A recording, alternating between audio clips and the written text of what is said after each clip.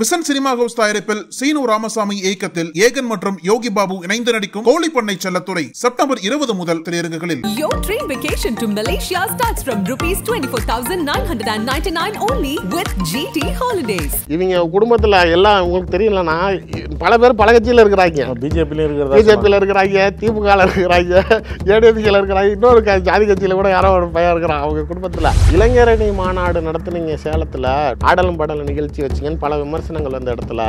ஆனா திருமாவளவனோட விசிகா மாநாடு திமுகவோட இளைஞரணி மாநாடை விட சக்சஸ்ன்னு திமுக அமைச்சர்களே பேச ஆரம்பிச்சாங்க. இந்த கோட்டுக்குள்ளார அவன் வரமாட்டான், இப்ப இதை வச்சு அவன் அடிப்போம். சட்டமன்றத்தில் எப்படி சட்டமன்ற எப்படி பொது தொகுதி கேட்டோமோ கரெக்ட், அதே போல ஒரு நாடாளுமன்றத்தில் கேட்கறாங்க. அது ஏன் இத்தனை வருஷமா கட்சி ஆரம்பிச்சு உங்களுக்கு இந்த விளிம்பு நிலை மக்களுக்கு போராடுற நீங்க, சமத்துவம் பேசுற நீங்க, ஏன் அர்ஜுன் ரெட்டி சேர்ந்ததுக்கு அப்புறம் தான் பொது தொகுதி கேட்கற ஞான உதயம் வந்து அந்த 5 பொம்பளைங்க வந்து திருமாவளவன் அலுவலகத்துக்கு முன்னாடி வரைக்கும் இங்க ஒயின் ஷாப் இருந்தது தெரியாதா, இல்ல கள்ளசாரம் இருந்தது தெரியாதா, இல்ல அதில் குடிச்சுட்டு சாவறாங்கிறது தெரியாதா? அந்த 5 பொம்பளை வந்து சொல்ற வரைக்கும் இவர் கண்ணில் கை கட்டியிருந்தாரா? 1000 டிபார்ட்மெண்ட் இருக்கு. ஐஏஎஸ்ஸா இருந்தா ஐபிஎஸ்ஸா இருந்தா உன்னை கொண்டாந்து கலெக்டரா தான் உட்கார வைக்கணும், உன்னை வந்து கமிஷனரா தான் உட்கார வைக்கணும்னு அவசியம் இல்லை.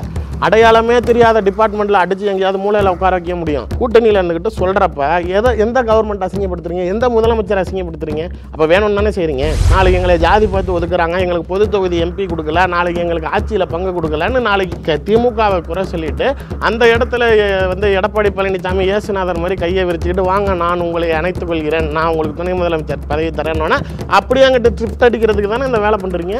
நீங்க பல விசிகாவோட நிர்வாகிகள் ஏன்ட்ட சொல்றப்ப ரவிக்குமார் வர திமுக காரனாவே மாறிட்டாருங்கிறாங்க.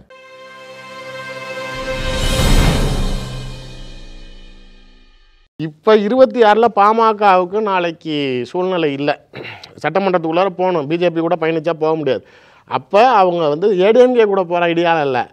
ஒருவேளை திருமாவளவன் திமுக விட்டு வெளியேறினாருன்னா அவங்க திமுகக்குள்ளார வந்துருவாங்க. பாமக இவங்க திருமாவளவன் தெளிவா இருக்காரு. யாரு அவர்? எங்க தெளிவா இருக்காரு? என் தானே தலைவர் அர்ஜுன் ரெட்டி ஒரு ஆள் போதும், என் தலைவன் திருமாவளவனை க்ளாஸ் பண்ற. நம்ம கடைசி பற்றியில் நீங்கள் சொன்ன போதுக்கு அப்புறம் கூட அவர் இன்னைக்கு கூட சொல்கிறாரு. பீப் வந்து வெளியில் வந்து அர்ஜுன் ரெட்டினா யாருன்னு தெரியுமான்னு ஒரு தடவை ஏர்போர்ட்டில் அம்புழ்த்தார் பத்திரிகையாளர் சந்திப்பில். அவங்கக்கிட்ட இருந்து எவ்வளோ எலக்டரல் பாண்டு டிஎம்கேக்கு வந்திருக்கு, மார்டின் லாட்டரியிலேருந்து, இவர் யாருன்னு தெரியுமா, இவர் ஏன் விசிகாவில் சேர்ந்தான்னு தெரியுமான்னு அவர் பிரச்சனை பண்ணார். அர்ஜுன் ரெட்டிங்கிற பேர் பரவலாக தெரியறதுக்கு முன்னாடியே, நான் சொல்கிறது விசிகாவில் அவர் சேர்றதுக்கு முன்னாடியே, விசிகால ஒரு மாநில பொதுச் செயலாளராக ஆக்கிறதுக்கு முன்னாடியே, துணை பொதுச் செயலாளர் ஆகிறதுக்கு முன்னாடியே நான் அவரை பற்றி விரிவாக நிறையா யூடியூப் சேனலில் பேசியிருக்கிறேன். ஆனால் அவருடைய இன்டென்ஷனுங்கிறது நீங்கள் சொல்கிறீங்க, பட் ஆனால் இவர் கம்ப்ளீட்டாக அவருக்கு அடிமையாயிட்டார். அவரோட இப்போ ஒன்றும் இல்லை, அந்த ஆதவ் அர்ஜுன் சொல்கிறது தான் திருமாவளவன் கேட்குறாரு அப்படின்லாம் வருதில்ல. திருமாவளவன் அது தெளிவாக சொல்கிறாரு. என்னன்னு சொன்னார்? என்ன சொல்கிறாருன்னா, இந்த விஷயத்தை பொறுத்த வரைக்கும் இந்த கூட்டணி வேறு, அந்த மாநாடு வேறு, கூட்டணி சிதைக்கிறதுக்கு தான் எல்லோரும் விரும்புகிறாங்க, நாங்கள் அந்த மாதிரிலாம் இல்லை. சிதைக்கிறது யாரும் ஆனால் ஒன்று, அதாவது முதலமைச்சர் அமெரிக்காவுக்கு கிளம்புறதுக்கு முன்னாடி பத்திரிகையாளர்கள் அமைச்சரவையில் மாற்றம் இருக்கான்னு கேட்குறாங்க. கேட்டதுக்கு முதலமைச்சர் வந்து துணை முதலமைச்சராக உதயநிதி ஆக போகிறாரு அப்படின்னு எல்லாரும் சொல்கிறாங்களேன்னு பத்திரிகையாளர் கேட்டதுக்கு வலுத்திருக்கலாம் ஆனால் இன்னும் பழுக்கலன்னு முடிச்சுட்டு போகிறாரு. மந்திரி சபை மாற்றம் இருக்குதான்னு அமெரிக்காவுக்கு ஃப்ளைட் ஏறுறதுக்கு முன்னாடி கேள்வி கேட்குறாங்க பத்திரிகையாளர்கள். நீங்கள் சொல்லி தான் எனக்கே தெரியும்ட்டார். ஓ அப்படி மாற்றம் இருக்கா அப்படின்ட்டார். அப்போ இது இல்லைங்கிறது ஆயிடுச்சு. திரும்பி அமெரிக்காவிலேருந்து ரிட்டன் வராரு. ஏர்போர்ட்டில் பத்திரிகையாளர் சந்திப்பில் அமைச்சரவை மாற்றம் இருக்குதுன்னு சொல்கிறாங்களேன்னு கேட்டதுக்கு மாற்றம் ஒன்று தான் மாறாது அப்படிங்கிறார். அப்போனா என்ன அர்த்தம்? அப்போ மாற்ற போகிறேங்கிறத மறைமுகமாக சொன்னோன்னு தான் இவர் உடனே அந்த வீடியோவை இறக்குறாரு தன்னோட எக்ஸ் தளத்தில். இந்த மாதிரி வந்து ஆட்சியிலையும் அதிகாரத்துலையும் பங்கு வேணும். இன்றைக்கா சொல்கிறோம், அப்போலேருந்தே சொல்லிட்டு தான் இருக்கிறோம். அது ஏன் சார் திடீர்னு பேசுகிறீங்க, திடீர்னு மறந்து போயிடுறீங்க, வேணுங்கிறப்ப எடுக்கிறீங்க, திடீர்னு மடித்து வீட்டில் பாய் மாதிரி சுட்டி வச்சுக்கிறீங்க, ஏன்? அதுதான் பிரச்சனை. நான் ஒன்றே ஒன்று கேட்குறேன், எடுத்தால் ஒரு ஸ்டாண்டில் இதில் தான் இருங்க. நான் கேட்குறது கரெக்டு தான். இப்போ நீங்கள் ஒரு இடத்துக்குள்ளார நீங்கள் நிற்கிறீங்க, நாளைக்கு அந்த இடத்துல நாளைக்கு கூட்டணியில் பங்கு வேணும்னு நினைக்கிறீங்க, அவங்க மந்திரி சபையில் மாற்ற போகிறாங்க. சரி 4 வருஷம் முடிஞ்சிருச்சு, இவ்வளோ நாள் கொடுக்கல, எனக்கு இந்த கடைசி 1 வருஷமாச்சு எனக்கு ஒரு மந்திரி கொடுங்கிறதுக்காக நீங்கள் போடுறீங்கன்னே வச்சுக்குவோம். அதை ஏன் டெலீட் பண்ணீங்க? அதாவது ஒரு நிதர்சனமாக பேசணும். நம்ம சும்மா நாளைக்கு ஆகக்கூடாதுன்னு யாரையும் அம்புழுக்கக்கூடாது. ஒரு தடவை போட்டு ஒரு தடவை டெலீட் பண்ணிட்டு திரும்பி போட்டால் பரவாயில்ல. 3 தடவை டெலீட்டு, 4 தடவை போஸ்ட்டு. யோசிச்சு பாருங்கள். நீங்கள் ஹெச் ராஜா இதே விஷயத்த ஒரு தடவை செஞ்சதுக்கு அட்மின் செஞ்சாருன்னு சொன்னதுக்கு விளக்கத்தையும் திருமாவளவன் சொல்லிட்டாரு. என்னது சொல்லிட்டாங்களே அண்ணா? என்ன சொன்னார்? நான் போட்டேன், திரும்பி அதுக்கப்புறம் கரெக்ஷன் பண்ணாங்க, கண்டென்ட் மாற்றினாங்க, எடுத்தேன். இதெல்லாம் அவர் சொல்கிறதுமே 2 தடவை தான் சொல்கிறாருண்ணா. நான் சொல்கிறது நான் எடுத்து வச்சுருக்கேன் ஒரு ஸ்க்ரீன்ஷாட்டு. 4 தடவை போஸ்ட்டு, 3 தடவை டெலீட்டு. ராஜா ஒரே ஒரு தடவை என் அட்மின் போட்டார் அப்படின்னு சொன்னதுக்கு நம்ம அவரை எவ்வளோ கிண்டல் பண்ணோம். அட்மின் போட்டார், இதையும் நீ போட்டியா இல்லை அட்மின் போட்டானா, அந்த ஆளுக்கு ஃபோட்டோ நார்மலாக ஒன்று வச்சு இந்த பக்கெட்டு மறு வச்சு இதான் ராஜா அட்மின், இது தான் ராஜான்லாம் போட்டு கிண்டல் பண்ணிங்களா? ஏன் திருமாவளவன் செஞ்சப்போ யாருமே பேச மாட்டேங்கிறீங்க சார்? நான் கேட்குறேன்னா, அவர் பிறந்த நாளைக்கு நான் அவருக்கு வாழ்த்து போடுறேன் எக்ஸ் தளத்தில், அவர் எனக்கு திரும்பி பதிலுக்கு தேங்க்யூ தம்பி அப்படின்னு சொல்லி போட்டுடுறாரு, ரிப்ளை பண்ணி thank you so much for your wishes அப்படின்னு சொல்லி போட்டுடுறேன். போட்டுட்டு திரும்பி ஒரு அரை மணி நேரத்தில் அது வந்து டெலீட் ஆகுது. திரும்பி அதுக்கப்புறமேலு நான் வந்து என்ன டெலீட் ஆகிடுச்சு ஏன் போட்டார் அப்படின்னு பார்க்குறேன். அப்புறம் மற்றவங்க எல்லாத்துக்கும் போட்டுக்கிட்டு இருக்காரு வாழ்த்து.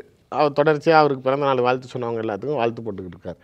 நான் பொறுமையாக அடுத்த நாள் காலையில் அவர் சங்க தமிழ் செல்வன்ட்ட கூப்பிட்டு இந்த மாதிரி பதிவு போட்டிருந்தார், அண்ணன் திடீர்னு எடுத்துட்டாரு, யாரும் எதாவது அழுத்தம் கொடுத்தீங்களா இல்லை ஏதாவது பஞ்சாயத்தா அப்படின்னு நம்ம நோண்டுவோம்ல. அப்புறம் நமக்கும் தெரியுமில்ல.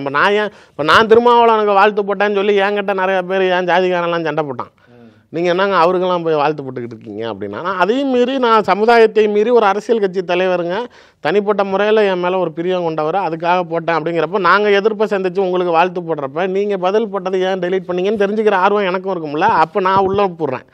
அப்புறம் தான் என்னன்னு எனக்கு தெரியுது, நான் ஆரம்பத்துலேருந்து அர்ஜுன் ரெட்டியை கிழிக்கிற ஆள் நான் ஒரு தாள் தான். நீங்கள் ஏன்னா வேறு யாரையுமே அவர் பெருசாக பேசுகிறதில்ல.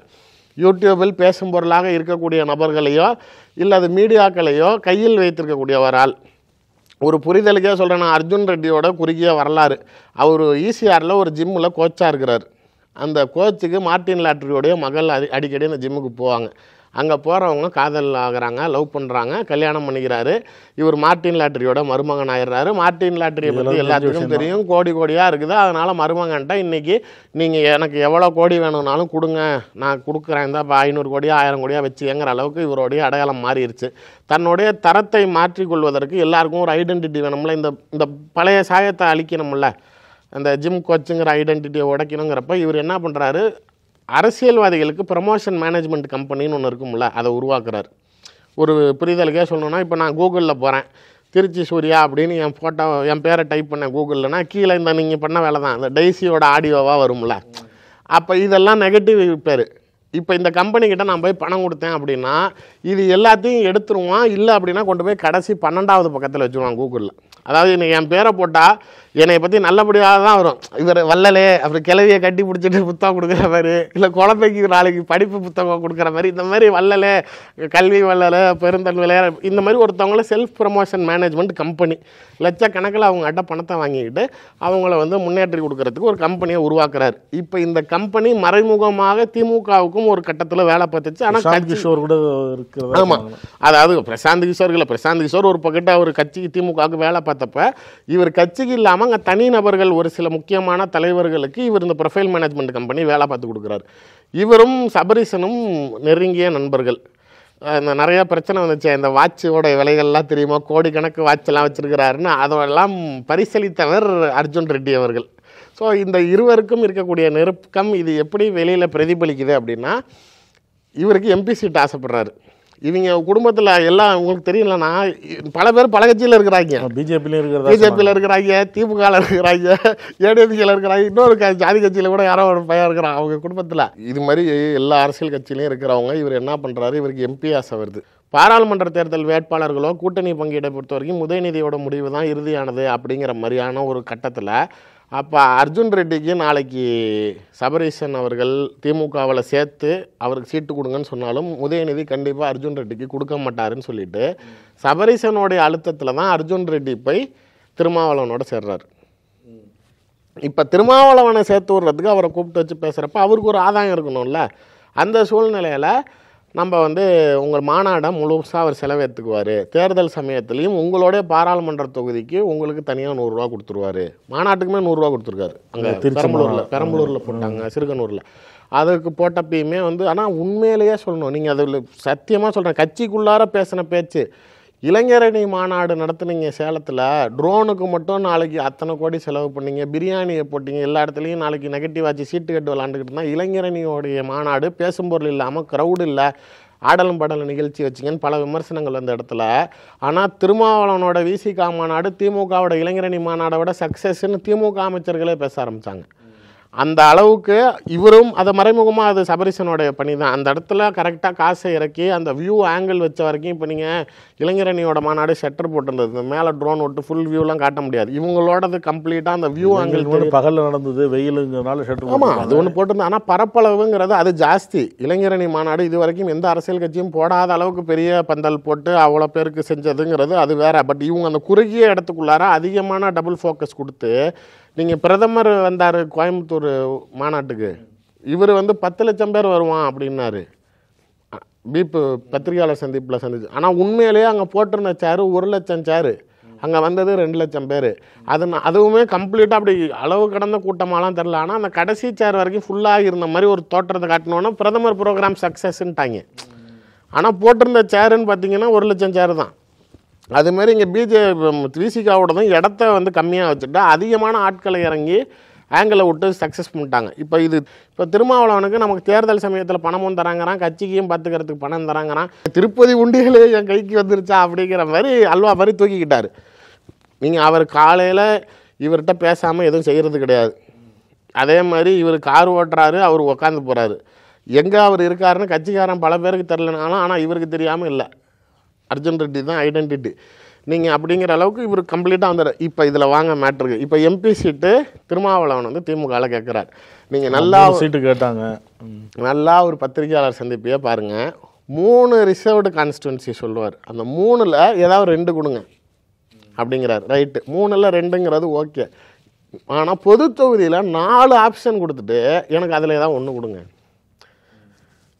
நான் 3ல் 2ங்கிறது ஓகேண்ணே, 4ல் ஏதாவது 1 கொடுங்கன்னா அப்போ 1 2ல் ஏதாவது 1 கொடுங்கன்னா நீங்கள் அதை ஏதாவது காரணம் சொல்லிடுங்க. இந்த 4 வச்சுக்க, அதில் ஏதாச்சும் 1 கொடு அப்படின்னு எதுக்கு வந்தீங்க? யாருக்காக வந்தீங்க? அது யாருக்காக வேட்பாளர்? இவர் தான் அர்ஜுன் ரெட்டி தான் அந்த கேண்டிடேட். வெளிப்படையாக ஆதவ அர்ஜுனுக்கு வேணும்னு அவர் கேட்டார். கேண்டிடேட் அவர் தான்.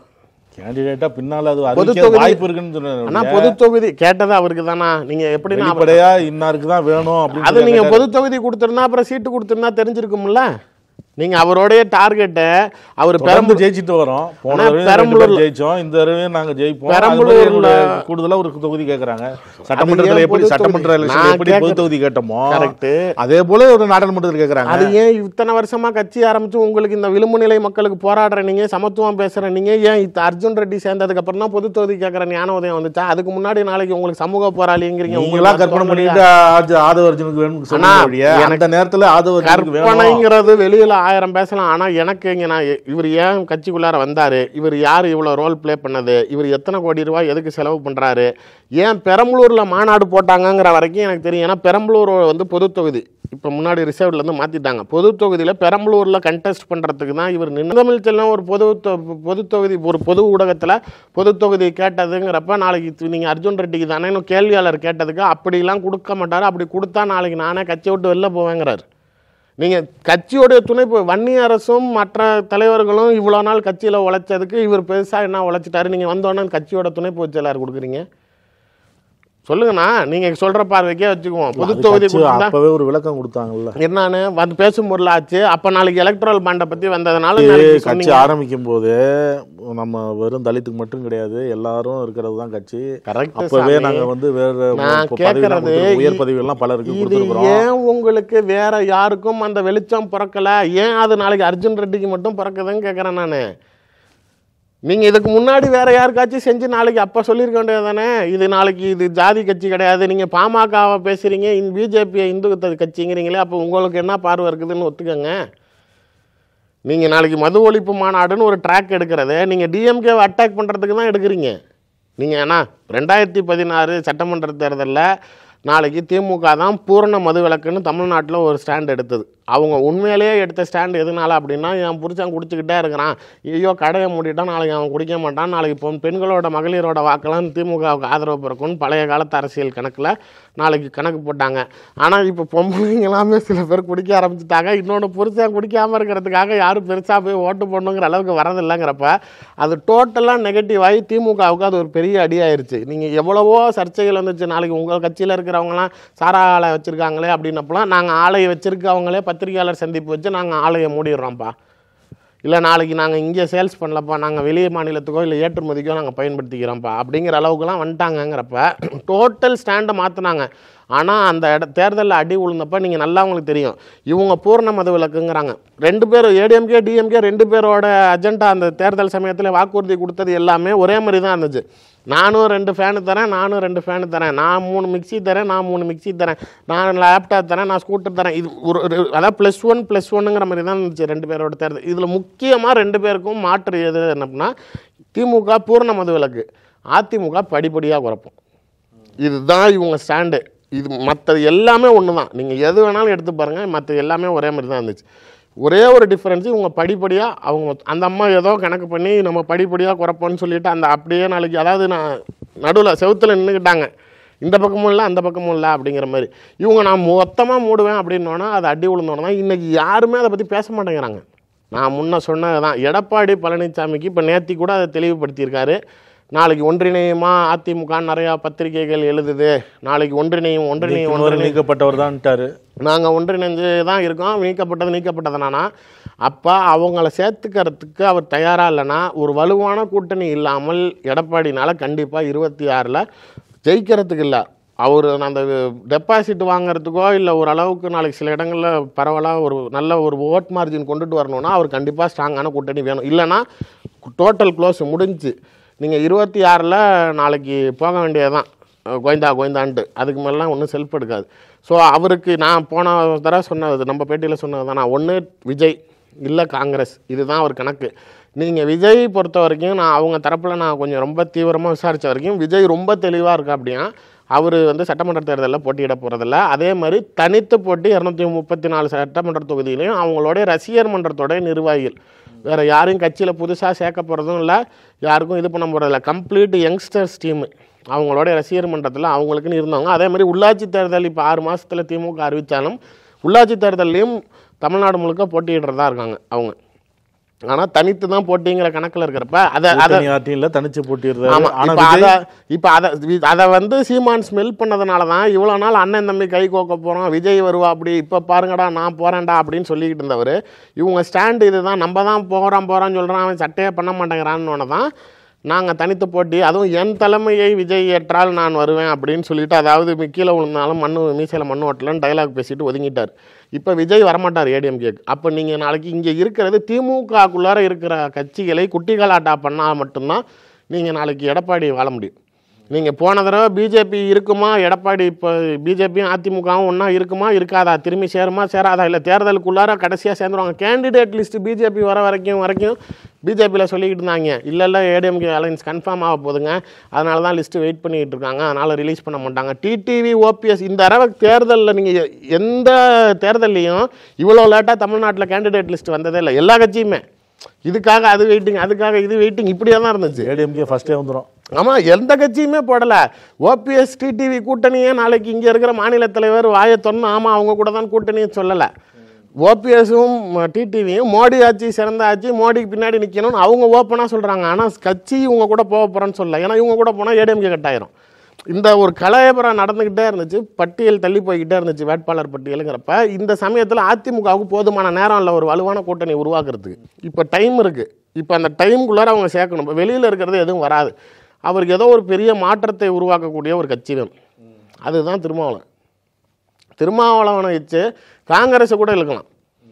ஒரு ஜென்ரல் தலித் பாலிடிக்ஸ் வச்சுக்கங்கண்ணா, செல்வ பிறந்தகை வந்ததுக்கு அப்புறமேலும் மல்லிகார்ஜுன கார்கே வந்ததுக்கு அப்புறமேலும் காங்கிரஸோட பாலிடிக்ஸுமே எல்லா மாநிலங்களையும் தலித் பாலிடிக்ஸை நோக்கி தான் பயணிக்குதுங்கிறப்ப திருமாவளவன் ஒரு ஸ்டாண்ட் எடுக்கிறப்ப அப்போ அந்த இடத்துல நாளைக்கு திரும்பி அங்கே காங்கிரஸ் இருக்கிறதுக்கு உண்டான நெருடல்கள் ஏற்படும்.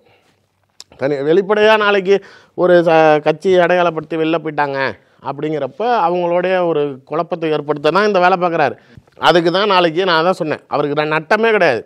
நான் ஒரு சிம்பிளான விஷயத்தையாங்க, எனக்கு தெரிஞ்சு தமிழ்நாட்டு அரசியலுக்குள்ளார முதல் தவிர துணை முதலமைச்சர்னு ஆனது இவர் ஸ்டாலின் தான். அதுவும் எப்போ கலைஞர் அரசு நிகழ்ச்சியில் வெளியூரில் போய் சந்திக்க முடியாமல் இருந்த இடத்துல போட்டாங்க. டெப்டி சிஎம்னு சொன்னாலும் ஆனால் ஃபுல் பவரும் இருந்தது இவர்கிட்ட இருந்துச்சு. இப்போ இதே ரெசிப்ரோக்கலாக பார்க்குறப்ப ஏடிஎம்கே பீரியடில் 2 பேரையும் ஓபிஎஸ்சியும் இபிஎஸ்சியும் சேர்த்து வச்சுக்கேன். ஆனால் ஓபிஎஸ்க்கு டெப்டி சிஎம் கொடுத்துருந்தாலும் இபிஎஸ் தான் ஃபுல் பவரில் இருந்தார். அவர்கிட்ட என்ன இருந்துச்சு, ஒரு அதிகாரமும் கிடையாது.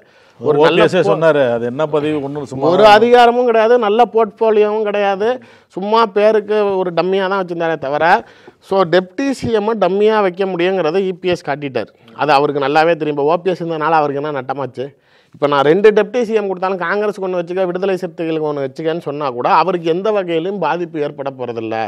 ஆனால் துணை முதலமைச்சர் இப்போ நீங்கள் அவர் தனபாலை வந்து சபாநாயகர் ஆக்கினப்ப ஜெயலலிதாவோட பெருமை என்னவா இருந்துச்சு? இந்த சமூகத்தை சேர்ந்தவரை வந்து சபாநாயகர் ஆக்கிட்டாரு. நீங்கள் உண்மையிலே விபி துரைசாமி சொல்லுவார், திமுகவில் இருக்கிறப்ப ஒரு சேலம் வீரபாண்டியாருக்கும் விபி துரைசாமிக்கும் ஆகாது, எல்லாத்துக்கும் தெரியும். அப்போ வந்து துணை சபாநாயகராக இவரை போடுறப்போ சபாநாயகராக போடுவாருன்னு தான் நினச்சாராம் கலைஞர். ஆனால் வந்து போடக்கூடாதுன்னு சொல்லி அவர் வீரபாண்டி ஆறுமுகம் பிரச்சனை பண்ணிட்டாரான். கலைஞரே வந்து என்னை சபாநாயகர் ஆக்கிறதுக்கு வீரபாண்டியாருக்காக யோசிச்சுக்கிட்டு என்னை துணை சபாநாயகராக போட்டாருங்க ஒரு விபி துரைசாமி. ஸோ இப்போ அதை தானே இப்போ விபி துரைசாமியை நீங்கள் ஸ்பீக்கர் ஆக்கியிருந்தால் தனபாலை கொண்டுட்டு வந்து ஜெயலலிதா பேர் வாங்கியிருக்க முடியுமா? ஃபஸ்ட்டு திமுகவில் அந்த இமேஜை கிரியேட் பண்ணியிருக்கேன். அது ஏன் பண்ணலை? நீங்கள் டெப்டி ஸ்பீக்கர் தான் கொடுத்தீங்க, அந்த அம்மா ஸ்பீக்கரே கொடுத்துருச்சு. ஸோ இப்போ அதுமாரி நீங்கள் தலித்தில் ஒருத்தருக்கு நீங்கள் டெப்டி சிஎம் கொடுத்துட்டீங்க அப்படின்னா அந்த ஒரு ஐடென்டிட்டியை இப்போ இன்றைக்கி நான் தான் சொல்கிறேன். நான் இன்றைக்கி கூட ஒரு பொது ஊடகத்தில் பேட்டி கொடுத்துருக்காரு. விசிக இல்லாமல் திமுகனால் வட மாவட்டங்களில் நிறைய இடத்துல ஜெயிக்க முடியாது அப்படிங்கிற. அப்படி இது என்ன ஸ்டேட்மெண்ட்டு? அப்போ நீங்கள் என்ன சொல்ல வரீங்க?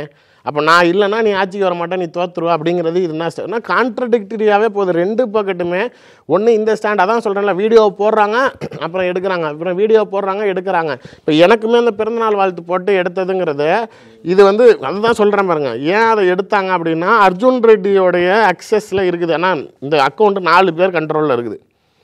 ஒன்று இவர் ஃபோனில் இவர் லாகின் பண்ணி வச்சுருக்காரு, திருமாவளவன் டைரெக்டாக ஹேண்டில் பண்ணுறாரு. இது இல்லாமல் விசிகாவோட ஐடி விங்க ஒன்று இருக்குது, அவங்க பொறுப்பில் இருக்கிறவங்க அவங்களோட அக்சஸ் அக்கௌண்ட் வச்சுருக்காங்க. இது இல்லாமல் வன்னியரசு அவர் ஏதோ ஒரு கட்சி விசிகா ஐடி விங்க இவர் பேஜ் இது இல்லாமல் ஒரு டீம் வச்சு பார்க்குறாரு. அது இது இல்லாமல் அர்ஜுன் ரெட்டி கையில் இருக்குது. அர்ஜுன் ரெட்டி தான் கம்ப்ளீட் அக்சஸை பார்க்குறது. இந்த நேரத்தில் அமைச்சரவை மாற்றத்தில் திரும்பி ஆனால் கலவரம் பண்ணணுன்னா பண்ணுறா. அப்படி திமுகக்குள்ளார இந்த மாதிரி சொல்கிற மாதிரி பேசிக்கிட்டே இருக்கிறீங்க, வாங்க அடிச்சு நொறுக்குங்கடா, சண்டை போடுங்கடான்னு மாதிரி சந்தேகம் எழுப்புறோம் எல்லாத்துக்குமே. திருமாவளவன் தெளிவாக திருப்பி சொல்லிட்டாரு. சரி, நீங்கள் ஒரே ஒரு பார்வை சொல்லுங்கள். நீங்கள் ஒரு இடத்துல நீங்கள் மது ஒழிப்பு, போதைப் பொருள், நீங்கள் போதைப் பொருட்களோட தடைங்கிறத நீங்கள் 4 நாள் கழித்து தான் பேசுகிறீங்க. அது வரைக்கும் மது ஒழிப்புன்னு தான் பேசுனீங்க. எடுத்த உடனே நீங்கள் போதைப் பொருள் தடுப்புன்னு நீங்கள் வரல மாநாடு, நீங்கள் எடுத்தது மது ஒழிப்புங்கிறீங்க. திமுக பார்வை இதில் வந்து என்ன தெளிவா அதை தான் நான் சொல்லிக்கிட்டேன். ஒன்று இவரை வந்து இன்றைக்கி இவர் ஸ்டாண்டு எடுக்கிறது நீங்கள் எந்த சூழ்நிலையும் இந்த கோட்பாடுக்குள்ளார வரவே முடியாதுங்கிற ஸ்டாண்டு. இப்போ நீட் எதிர்ப்பு அப்படி நீங்கள் வச்சா நான் தான் ஃபஸ்ட்டு உங்கள் கூட வந்து நிற்பேன்.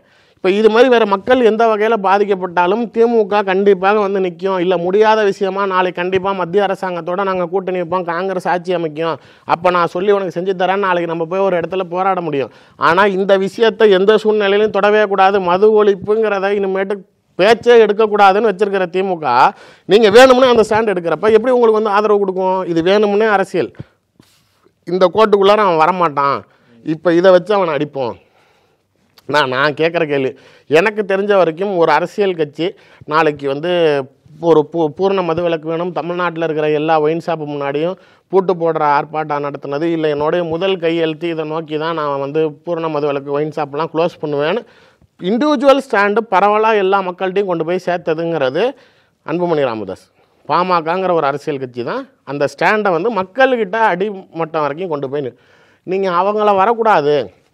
நீங்கள் கொள்கை சித்தாந்தம் பேசுகிற ஆளாக இருந்தால் நான் நாளைக்கு கள்ளக்குறிச்சியிலேருந்து வெளியில் வரப்போ ஒரு 5 பொம்பளைங்க என் முன்னாடி வந்து நின்று ஐயா நீங்கள் தான் செய்யணும், இந்த மதுக்கடையெல்லாம் மூடணும், இந்த கள்ளசாராயத்தை ஒழிக்கணும்னு அந்த பெண்கள் கதறினதை கேட்டோன்னே இவருக்கு இன்றைக்கி உணர்ச்சி வந்துருச்சுன்னா இப்போ அந்த 5 பொம்பளைங்க வந்து திருமாவளவன்ட்ட அலுவலகத்துக்கு முன்னாடி வரைக்கும் இங்கே ஒயின் ஷாப் இருந்தது தெரியாதா, இல்லை கள்ளசாராயம் இருந்தது தெரியாதா, இல்லை அதில் குடிச்சுவிட்டு சாவறாங்கிறது தெரியாதா? அந்த 5 பொம்பளை வந்து சொல்கிற வரைக்கும் இவர் கண்ணில் கை கட்டியிருந்தாரா? நான் இது வந்து ரொம்ப செயற்கையாக இருக்குது. நீங்கள் யார்கிட்டையும் நீங்கள் சொல்லக்கூடிய இடத்துல இருக்கிறீங்க. நீங்கள் முதலமைச்சர்கிட்ட போயிட்டு மக்கள் விரும்புகிறாங்க சொல்லிட்டு தான் இருக்கோங்கிறாங்க. அப்போ நீங்கள் சொல்லலை, அப்புறம் சொன்னால் கேட்கல, வெளில வந்து வேணும்னா பண்ணுறீங்க. அது ஏன் உன் இடத்துல ஏன் இன்றைக்கெல்லாம் ஆட்சியாளர்களை குறை சொல்லாதவன் உன்னோட 2 அரசியல் கட்சி கூடிய எடுத்துட்டாங்கன்னு மட்டும் ஏன் அந்த வேலை பார்க்குறீங்க? ஒரு பக்கத்து வேணும்னா தாசில்தார் ஆஃபீஸில் கேட்டை பூட்டிக்கிட்டு நீங்கள் ஏதோ எதிர்கட்சி மாதிரி 1000 பேரை கூட்டிகிட்டு போய் செவரேறி வச்சுக்கிட்டு அதிகாரிகளை வம்பளுக்கிறதுக்கு ஒரு பக்கத்து வம்பளுத்துக்கிட்டு போகிறீங்க. இன்னொரு இடத்துல கலெக்டர் மாதிரியே குறை சொல்கிறீங்க. இதை விட இன்னொரு ட்விஸ்ட் வைக்கிறாரு, அதிகாரிகள் முதலமைச்சர் பேச்சையே மதிக்க மாட்டேங்கிறான் அப்படின்னா இது எப்படி தெரியுமா இருக்குது? வேணும்னே சொரிஞ்சு விடுறது. அவங்க கட்சி கொடி எடுத்துட்டாங்கன்னொன்னே கூட்டணி கட்சி தலைவருங்கிறப்பயே உங்கள் பேச்சை மீறிக்கிட்டு செய்கிறான் அப்படின்னா அப்போ அவன் ஒன்றே மதிக்கலன்னு தானே அர்த்தம். இங்கே வேணும்னே உசுப்பேற்றி விட்றது. எல்லா ஆஃபீஸர்ஸுமே சூப்பரண்ட்லேருந்து கமிஷனர்லேருந்து கார்பரேஷன் கமிஷனர்லேருந்து கலெக்டர் வரைக்கும் அந்தந்த திமுக அமைச்சர்கள் பேச்சை மீறி ஒரு விஷயம் கூட செய்ய மாட்டாங்க. இது திமுக ஆட்சியில் கான்கிரீட் ஏடிஎம்கேல கூட சிங்கிள் பாஸ். அங்கே இருக்கிற அமைச்சர்லாம் சும்மா லைட் வச்சுக்கிட்டு குறுக்கியும் நெடுக்கையும் போயிட்டு வரலாமே தவிர அதிகாரிகள் எல்லாமே நாளைக்கு கம்ப்ளீட்டாக உளவுத்துறை பார்க்கும், முதலமைச்சர் ஆர்டர் தான். திமுகவை பொறுத்த வரைக்கும் அங்கே இருக்கிற அமைச்சர்கள் சொல்கிறத தான் அதிகாரிகள் துளியளவும் மீறி செய்ய மாட்டாங்க. இங்கே நான் 1000 டிபார்ட்மெண்ட் இருக்குது. ஐஏஎஸ்ஸாக இருந்தால் ஐபிஎஸ்ஸாக இருந்தால் உன்னை கொண்டாந்து கலெக்டராக தான் உட்கார வைக்கணும், உன்னை வந்து கமிஷனராக தான் உட்கார வைக்கணும்னு அவசியம் இல்லை. அடையாளமே தெரியாத டிபார்ட்மெண்ட்டில் அடித்து எங்கேயாவது மூலையில் உட்கார வைக்க முடியும். தனக்கு சரியாக இருக்கிற ஆட்களை தான் ஆட்சியாளர்கள் கையில் வச்சுருப்பாங்க. அந்த இடத்துல உனக்கு அவங்க செஞ்சு கொடுக்கலன்னு நீ வேணும்னா ஆட்சியாளர்களே அதிகாரிகள் மதிக்க மாட்டேங்கிறாங்கன்னு நீங்கள் ஆளுங்கட்சியாக இருந்துக்கிட்டு கூட்டணியில் இருந்துக்கிட்டு சொல்கிறப்ப எந்த கவர்மெண்ட் அசிங்கப்படுத்துறீங்க, எந்த முதலமைச்சர் அசிங்கப்படுத்துறீங்க? அப்போ வேணும்னு தானே செய்கிறீங்க. நீங்கள் என்னுடைய பார்வை இந்த பெண்கள் நாளைக்கு இந்த கள்ளச்சாராயத்துக்கு போனப்போ நீங்கள் தான் போராடணும் ஐயான்னு சொன்னப்போ மட்டும்தான் திருமாவளவனுக்கு நெற்றிக்கண் திறந்துருச்சா, ஞானக்கண் இப்போ தான் தெரிஞ்சிச்சா? ஏன் இவ்வளோ நாள் தெரியல? அப்போ நீங்கள் அரசியல் செய்கிறீங்கிறது தானே. நீங்கள் அதாவது அதிமுக வரலாம், உங்கள் கொள்கை முழுக்க முழுக்க அரசியலுங்கிறீங்க. ஆனால் உங்கள் சித்தாந்தத்தை மீறி இருக்கக்கூடிய அரசியல் கட்சிகள் வரலாம்.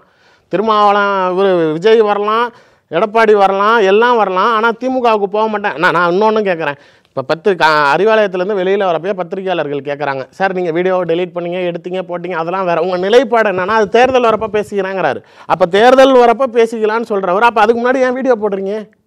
அதிகாரத்தில் பங்கு வேணுங்கிறாருன்னா அப்போ ஒரு இடத்துல இப்போலேருந்தே சொல்ல ஆரம்பித்தார்னா ஒரு 1.5 வருஷம் இது பேசும் பொருளாக இருக்கணும். எப்படி பொது தொகுதி கேட்டு நான் கொடுக்கலையே, இப்போ அதிகாரத்தில் பதவி கேட்டேன், ஏற்கனவே அவர் வாரியத் தலைவர் கொடுக்கல, அவருடைய கட்சியில் அமைச்சரவை கேட்டாங்க கொடுக்கல, இப்போ நாளைக்கு அரசாங்க வழக்கறிஞர்கள் போட்டு கொடுங்கன்னு கேட்டால் என் கட்சிக்காரன் எவனுக்கும் கொடுக்கல. அப்போ அந்த வருத்தங்கள்லாம் இன்றைக்கி சொல்ல ஆரம்பிங்க, சொல்லிக்கிட்டே இருப்பீங்க, இன்னொரு 1.5 வருஷத்தில் வெடிக்கும்.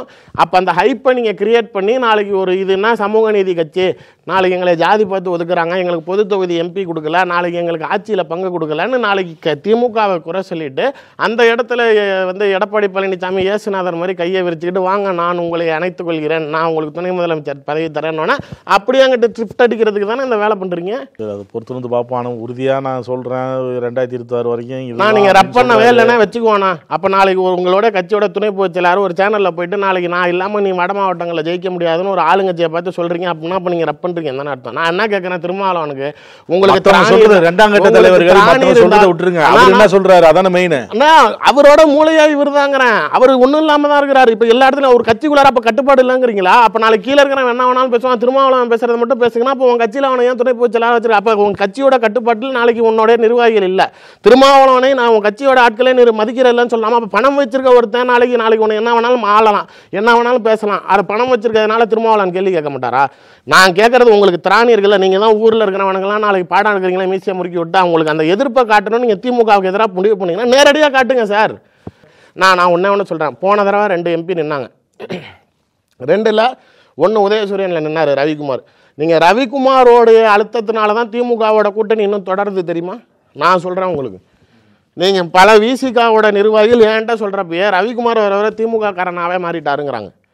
ரவிக்குமார்னால தான் திமுகவோட கூட்டணி விசிகா தொடருது. அர்ஜுன் ரெட்டி பேச்ச ஒழுங்காக முழுசாக அவர் கேட்டுக்கிட்டு இருந்தாருன்னா இந்நேரம் அவர் டோட்டலாக வெளில வந்திருப்பார். நீங்கள் பொன்முடியோடைய மனைவி காலில் போய் ரவிக்குமார் விழுந்துட்டு வந்ததுக்கு விசிகா ஐடிவிங்க அவங்களோட ஐடியிலே எவ்வளோ பேர் திட்டினா தெரியுமா? போய் மந்திரியோட பொண்டாட்டி காலில் இவர் விழுந்துட்டு வராரு, கட்சியை பேரை அடமானம் வைக்கிறாருன்ட்டு. இந்த தடவை பொது தொகுதி கேட்டு கொடுக்காமல் இருந்ததுனால இவங்க 2 பேருமே அதை காரணமாக வச்சு என்ன பண்ணிட்டாரு, நான் 2யுமே நான் வந்து பானையிலே நின்றுக்கிறேன், உதயசூரியன் வேணாம். இப்போ என்னன்னா இந்த தனி சின்னத்தில் நின்ன எல்லா கட்சியுமே திமுக விட்டு கலண்டு ஓடுறதுக்கு ஒரு பிளான் இருக்குது, ஆப்ஷன் பின்னு இருக்குது. திமுகவுடைய ஸ்டாண்ட் இப்போ அப்படி இல்லை. எதனால அப்படின்னா அவர் எந்த சூழ்நிலையிலும் ஸ்டாலினை அழிக்க முடியாது, நான் குறுக்க நிற்பேன் அப்படிங்கிறாரு. ஏன்னா அவருக்கு தனிப்பட்ட முறையில் அங்கே இருக்கக்கூடிய 2 அமைச்சர்களும் அவர் மகனுக்கு உறுதுணையாக இருந்தால் அவர் மகனை ஜெயிக்க வச்சாங்கங்கிற ஒரு நன்றி கடனுக்காக அவர் அது ஆதரவாக இருக்கார். பட் ஆனால் அந்த தனி சின்னத்தில் தான் நிற்பேன். ஏன்னா அவருக்கு என்ன கோவம்னா கமலஹாசன்லாம் குச்சிட்டு வந்து ராஜ்யசபாவுக்கு கேரண்டி கொடுத்தீங்க. அவருக்கு இப்போ 25ஓட வைகோவுக்கு முடிய போகுது. ஆனால் எனக்கு ராஜ்யசபாவுக்கு ஒத்துழைப்பு கொடுக்கல, கேட்டால் இருக்கிறப்ப பார்த்துக்கலான்ட்டிங்க. சரி ஒரு எம்பியை வச்சு 2 கொடுங்கன்னு கேட்டேன், அதையும் முடியாது, ஒரு எம்பி தான், அதுவும் உங்கள் பையனுக்கு தான், அதுவும் நான் விருதுநகர் கொடுங்கன்னா இல்லை திருச்சி தான்ட்டிங்க. அவர் உங்களை கட்டாங்கட்டுறாங்கன்னு நினச்சாங்க. ஆனால் விருதுநகரில் நின்றுருந்தா கூட தோற்றுருப்போம். ஆனால் திருச்சியில் இருந்தப்போ அவர் நேருவும் மகேஷும் சேர்ந்து நம்ம பையனை ஜெயிக்க வச்சுட்டாங்கிற ஒரு பிரியத்தில் ஒரு திமுகவோட பிடிப்பில் இருக்கார். ஆனால் விடுதலை சிறுத்தைகள் இப்போ ரெண்டுலேயுமே நாங்கள் தனியாக தான் நின்னோம். இப்போ உன்னால் ஜெயிச்சோங்கிறது நாளைக்கு கிடையாது. நான் ஏடிஎம்கேக்கு போனாலும் நீ ஏன்னு கேட்க முடியாது அப்படிங்கிற பார்வையில் இந்த அரசியலை செய்கிறாரு. ஆனால் அப்படி அவர் தனிப்பட்ட சின்னத்தில் நின்று ஜெயிச்சிருந்தாலும் அங்கே இருக்கிற அமைச்சர்களோ இல்லை திமுகவோட பணமோ அவர் வாங்கலை, தேர்தலில் அவருக்கு உதவிகரமாக இல்லைன்னு சொல்லுங்கள். போன தடவையும் சரி அவருக்கு எவ்வளோ கொடுத்தாங்க எங்கே கொடுத்தாங்கன்னு நமக்கு தெரியுங்கிறப்ப இவ்வளோ நாள் வந்ததுக்கப்புறம் ஜெயிச்சு வெற்றி பெற்று வந்ததுக்கப்புறம் தலித் ஓட்டுகள் மட்டும் இல்லை எல்லா வாக்குகளும் வாங்கி தான் விட்டுருக்கேன். எம்ஆர்கே பன்னீர்செல்வம் கடுமையாக உழைச்சிருக்கிறாருன்னு பேசினார் திருமாவளவன். கரெக்டு, ஜெயிச்சதுக்கு சொல்லி தானே. அப்போ அந்த நன்றி விசுவாசம் இருந்தால் அதை அமைதி காட்பது நல்லது. நீங்கள் இன்றைக்கி 6 வருஷம், போன தடவை ஒரு 5 வருஷம் எம்பியா இருந்தீங்க, இப்போ ஒரு வருஷம் ஓடி போயிருச்சு. 6 வருஷம் திமுகவோட இருந்தப்ப எவ்வளவோ விஷயங்கள் நடந்தப்பெல்லாம் கண்ணை மூடிக்கிட்டு வாயை பற்றிட்டு இருந்தப்ப இன்னைக்கு ஒரு அர்ஜுன் ரெட்டின்னு ஒரு ஆள் உள்ளே வந்துட்டு உங்களுக்கு அவர் எல்லாம் மூளையாக செயல்படுறாரு. இப்போ அவருக்கு என்னன்னா திமுகவில் 2026 விசிகாவுக்கு எம்எல்ஏவே கொடுத்தாலும் மந்திரி ஆக முடியாது. அர்ஜுன் ரெட்டிக்கு அமைச்சர் ஆசை இருக்குது. நீங்கள் திமுகவில் நாளைக்கு விசிகா மூலமாக நீங்கள் நாளைக்கு ஒரு பொது தொகுதியிலே எம்எல்ஏ வாங்கி நின்றுடலாம். மந்திரி கொடுப்பீங்களா? கிடையாது. ஏடிஎம்கேக்கு போனால் அர்ஜுன் ரெட்டி மந்திரி ஆக முடியும். நாளைக்கு இல்லை துணை முதலமைச்சராக கூட அர்ஜுன் ரெட்டி ஆக முடியும். டெப்டி சிஎம் நாளைக்கு ஒரு தலியத்தை கொடுத்துட்டு கூட இன்னொரு அமைச்சர் கொடுப்பீங்க கண்டிப்பாக அப்படின்னு சொல்லி நாளைக்கு டிமாண்ட் பண்ணலாம். அங்கே எனக்கு வழி இருக்குது. 29 வரைக்கும் நான் விசிகாவில் பயணிக்கிறதுக்கு தயாராக இல்லை.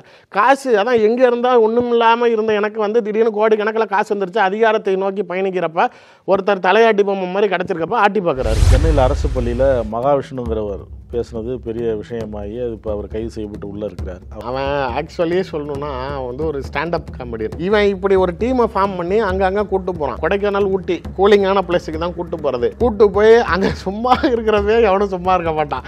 நான் உங்களுக்கு வீடியோ அனுப்புகிறேன், அதை தயவுசெய்து பக்கத்தில் ஒன்று போடுங்க. 3 புருஷன், அதுலேயும் அவன் 3வது சொல்லுவேன். இது எத்தனாவது? அது 7வது. உனக்கு அவன் 2வதுங்கிற மாதிரி. நான் எதையாச்சும் பேசுங்கன்னு சொல்லிட்டு நான் எதையாச்சும் பேசி அப்புறம் என்னடா இதெல்லாம் பேசிவிட்டாரு நீங்கள் என்னை கேட்கக்கூடாதுங்க. அந்த டேபிள் அந்த வீடியோ வரைக்கும் வெளில லீக் ஆச்சு. அப்புறம் நாளைக்கு அப்போ உங்ககிட்ட பேசிட்டு தான் பேசுறான். நக்கீரன் இதழில் கதாசிரியர், தயாரிப்பாளர், இயக்குனர் என பன்முகம் கொண்ட திரைக்கலைஞர் வி.சி. குகநாதன் எழுதி வரும் சினிமா கொட்டகை பரபரப்புக்கு பஞ்சமில்லா தொடர். வாங்கி படியுங்கள். நக்கீரன். நக்கீரன் டிவிக்கு சப்ஸ்கிரைப் செய்யுங்கள். உங்கள் ஆதரவே எங்கள் பலம். ஆசிரியர்களுக்கு நண்பனாகவும் மாணவர்களுக்கு ஆசானாகவும் திகழும் தேர்வு வழிகாட்டி. ஒவ்வொரு பாடத்திற்கும் அனுபவமிக்க ஆசிரியர்களின் துல்லியமான தெளிவான விடைகள். CNC இருக்கு, தேர்வு பயம் எதற்கு? இது தீரன் பப்ளிஷிங் ஹவுஸ் விற்பனை வெளியீடு.